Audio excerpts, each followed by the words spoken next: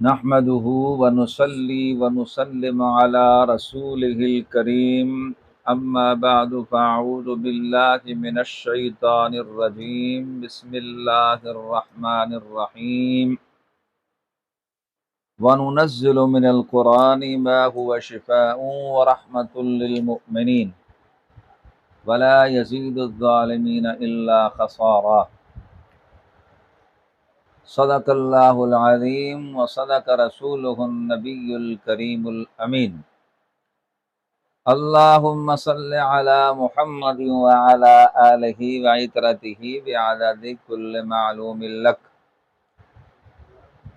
وصل وسلم کذالک جمیع الانبیاء والمرسلین وعلی آلہ واصحابہ اجمعین برحمتک یا ارحم الراحمین۔ اللہ رب ذوالجلال نے اس عظیم کتاب کو ہمارے لیے نازل فرمایا، یہ ہدایت بھی ہے، رحمت بھی ہے اور شفاء کاملہ بھی ہے۔ تو دوست احباب نے پوچھا کہ جب سر میں درد ہو تو کیا کرنا چاہیے؟ دونوں طریقے سنت ہیں، علاج کرانا بھی اور دم کرنا بھی، تو لہذا دونوں کام کرنا چاہیے،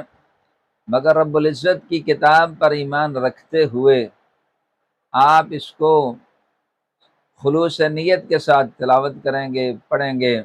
اور نبی علیہ السلام کے جو فرمودات ہیں، حدیث مبارکہ میں جو کلمات آئے ہیں، آپ یقین سے پڑھیں گے، اللہ تبارک و تعالی آپ کو شفاء کلی عطا فرمائے گا، شفاء کاملہ عطا فرمائے گا۔ تو جب سر میں درد ہو تو بہترین وظیفہ ہے، مجرب وظیفہ ہے، آپ نے ہر نماز کے بعد پڑھنا ہے سر پہ ہاتھ رکھ کے 7 بار، بسم اللہ الرحمن الرحیم اللہم اذہب عن الہم والحزن، بسم اللہ الرحمن الرحیم اللہم اذہب عن الہم والحزن، بسم اللہ الرحمن الرحیم اللہم اذہب عن الہم والحزن۔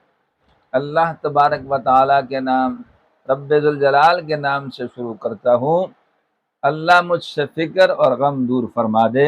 یہ حدیث مبارکہ کی دعا ہے، نبی پاک علیہ السلام نے بتایا ہے۔ انشاءاللہ تعالی اللہ کے فضل و کرم سے کیسا بھی درد ہوگا، سر کا درد ہوگا، کسی وجہ سے بھی درد ہوگا، آپ ہر نماز کے بعد مرد حضرات، خواتین و حضرات انشاءاللہ تلاوت فرمائیں۔ اللہ تبارک و تعالی ہر قسم کی بیماری نبی علیہ السلام کے فرمان سے لے جائے گا، اور انشاءاللہ تعالی آپ کا سر درد ہر قسم کا ختم ہو جائے گا۔